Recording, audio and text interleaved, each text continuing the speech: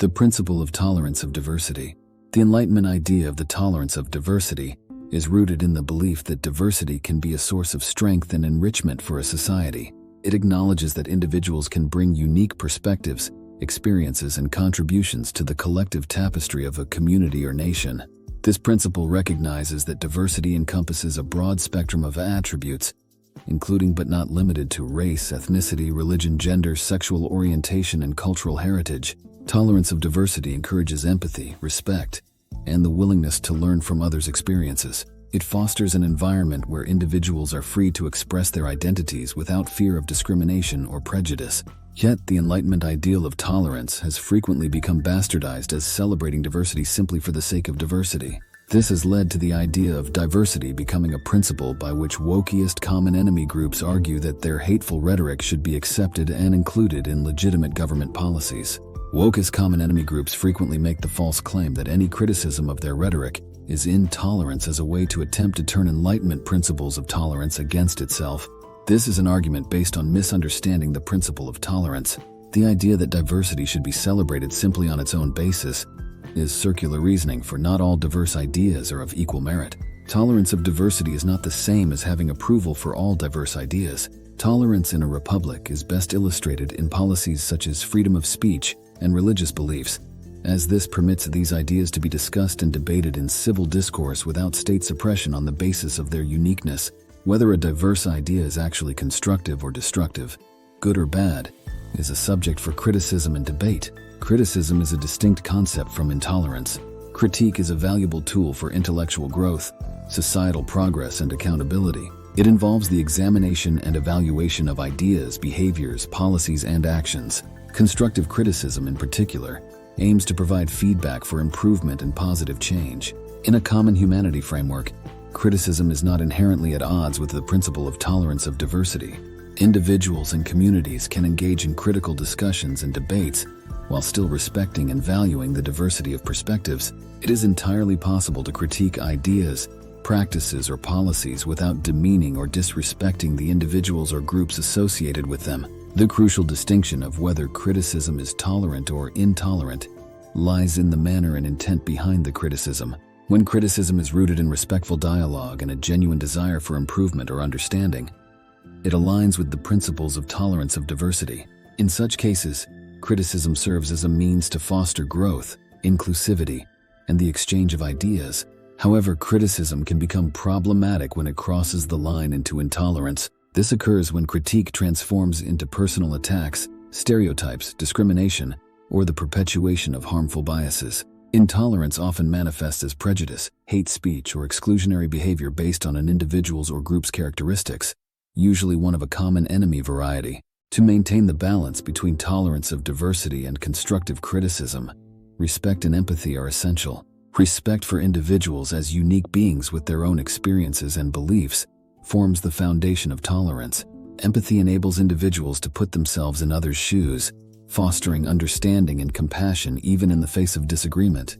In essence, the common humanity principle of tolerance of diversity promotes a society where individuals can express their views, engage in constructive debates, and critique ideas without resorting to intolerance or discrimination. It highlights the importance of fostering an environment where differences are valued and where criticism serves as a tool for growth and progress, rather than as a means to marginalize or exclude others. The paradox of tolerance. As we delve into the concept of tolerance of diversity, we must also consider the thought-provoking arguments of the 20th century philosopher Karl Popper in his book, The Open Society and Its Enemies, 1945, where he discussed the paradox of tolerance. The notion that unlimited tolerance can paradoxically lead to the disappearance of tolerance itself.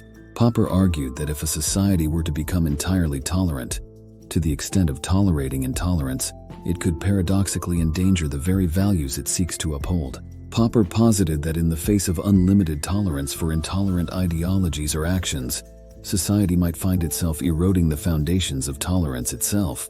Popper's argument stems from the observation that intolerant ideologies, when tolerated without restraint, may exploit the freedom and openness of democratic societies to gain influence and ultimately undermine democratic values. He warned that ideologies or individuals advocating for discrimination, violence, or the suppression of diversity could exploit the democratic system's tolerance to further their goals, potentially leading to the collapse of a tolerant society. The challenge then lies in striking a balance between the principle of tolerance of diversity and the recognition of its limits. Common humanity nations must recognize that, while tolerance is a cornerstone of their values, it cannot extend indefinitely to ideologies or actions that threaten the very fabric of tolerance and inclusivity. This balance does not entail abandoning the principle of tolerance. Rather, it involves establishing boundaries to protect against the erosion of those values. It acknowledges that certain behaviors, such as speech that incites others to violence or discrimination, may warrant legal restrictions to preserve the principles of equality and individual rights. Legal frameworks can play a role in safeguarding tolerance. While freedom of expression is cherished, protective measures must be made to prevent the spread of intolerant ideologies that may exploit the principles of tolerance for nefarious ends. Preserving tolerance of diversity requires vigilance against the incursion of intolerant common enemy ideologies. Common humanity nations should emphasize the importance of robust civic education, critical thinking, and media literacy to empower individuals to discern between legitimate criticism, free speech, and harmful intolerance. Separation of church and state. Many of the founding fathers of the USA were deists. They did believe in the Christian God but thought that he largely stayed out of the affairs of humans after creating the universe. They believed that reason should govern decision-making, instead of making decisions entirely because of claims of supernatural contact with deities. They did not pass laws based on claims of a God speaking to them and telling them what to do. They did not make decisions in their own lives due to these claims either. Politicians were expected to defend their ideas using rhetoric that was rooted in reason. For many people today, it is important for them to understand the exact reasons why so many philosophers of the Enlightenment placed importance on separating church and state. Today it is harder to understand because we have spent our lives in a society where such a separation exists, and we primarily accept scientific discoveries as facts. There are now even people who question the value of having separation of church and state and see it as a flaw that people cannot teach religious ideas in schools using the public's tax money. But to understand why it is not a flaw and actually a very important principle, we have to first understand why it became a principle of modern democratic government at all. Prior to the 16th century, in Europe, people primarily turned to Christian church leaders to gain answers to questions about life in the world. The church primarily acquired its answers from the scriptures of the Holy Bible and various additional canon created by bishops, who often mixed in ideas from Hellenistic philosophers such as Plato, whom they found to have compatible ideas with Christianity. During the Renaissance, many philosophers came who challenged this information, starting with Nicholas Copernicus introducing the theory that the sun was the center of the universe and the earth orbited around it, which became called the heliocentric theory. This was a major challenge to the church's doctrine of the geocentric theory, which claimed that the earth was the center of the universe. The geocentric theory was believed in because church dogma stated that God created the earth first and then built everything around it. This belief comes from Joshua 10:12-14, which says that God once stopped the sun and moon from moving in the sky. Psalm 93:1 also says the earth is in a fixed position that cannot be moved. And Psalm 19:1-6 also says, the sun moves across the sky, claiming that God created a tent for it to move into, and that it moves across the sky. Taken all together, this would mean the earth is the center of the universe, and that the sun and moon orbit around it. However, Nicholas Copernicus, after reading the works of Cicero and Plutarch that described the theories of Hicetas, Heraclides Ponticus, Philolaus, and Ecphanti that the earth moved in the solar system, Copernicus used math to create a more accurate prediction of the solar year than the geocentric model of Ptolemy, which had been in use for centuries. Copernicus wrote his findings in De Revolutionibus Orbium Coelestium, on the revolutions of the heavenly spheres. Johannes Kepler then developed his laws for planetary motion that he described in Epitome Astronomiae Copernicani, where he discovered the planets moved in oval-patterned ellipses, not perfect circles as Copernicus had thought. Galileo Galilei then invented the refracting telescope, which provided a means for ordinary people to observe the moon and see even mountains on it. In creating this telescope, he created the field of observable astronomy. The Galileo telescope also proved Aristotle had been wrong about the moon being a perfect sphere, which was also part of church dogma too. His telescope could also observe other planets, including Jupiter's moon and Mars. The introduction of his telescopes, which ordinarily people could use, provided easy-to-understand proof for what Copernicus and Kepler had written. Isaac Newton contributed another important revelation to this, and this was his theory that gravity is the result of two bodies pulling on each other, and that it is the distance between two bodies that determines the strength of the pull. Newton also stated that the rules of gravity are universal throughout the universe. Newton's work was paradigm shifting. It challenged the previous perception that the Earth had special unique rules, and that different rules existed outside of the Earth, outer space. Church dogma had said the planets did not fall to the ground because they had their own special rules for gravity that made them float in the sky. The belief was that Earth was in a terrestrial sphere that had its own rules for gravity, and that planets and stars were in celestial spheres where they had different gravity rules. This was known as Aristotelian physics. It is these kinds of discoveries, as well as many others, such as William Harvey's discovery of the blood circulation system, which discredited the theory of humors, that gave reasons for many philosophers to question the legitimacy of the information the church used to answer questions. People understood that they had been deceived, and that this deception had been occurring for many hundreds of years. Worse, the church had punished people with torture, and even execution for challenging its dogma of how the universe worked. As a result of this unavoidable truth that the church had wrongly punished people, many people in the 16th to 18th centuries could no longer be confident in the claims made by the church for how the universe worked, which led to an increasing rejection of religious explanations for the universe. This is what started the scientific movement, and to ensure such injustices could not be done in the future by a tyrannical religious government, the separation of church and state was deemed an important principle for a fair government. A strong emphasis was now placed on systematic observation of nature, use of reason to make decisions, and the development of the scientific method to expand the amount of accurate information we have about the world. People should not believe things to be true merely because they are claimed by an authority figure to be true, but instead should be able to observe the evidence and decide for themselves that the claims are true. On that note, it's important for people to understand that most of the Enlightenment philosophers were not the kind of Christians we think of today, but instead were deists.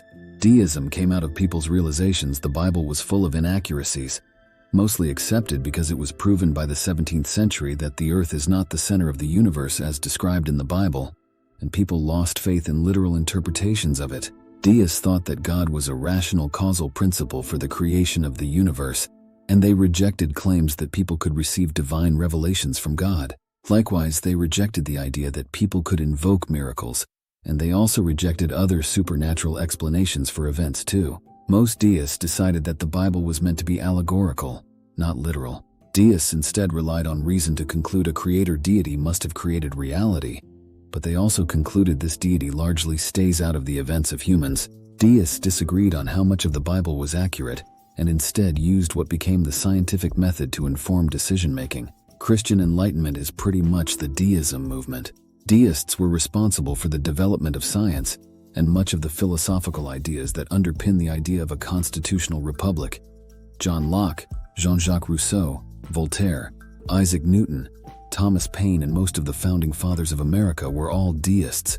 Thomas Jefferson famously had a Bible where he crossed out all of the parts he believed were nonsense. This is one of the things many people today struggle to understand, for they claim America to be a Christian nation.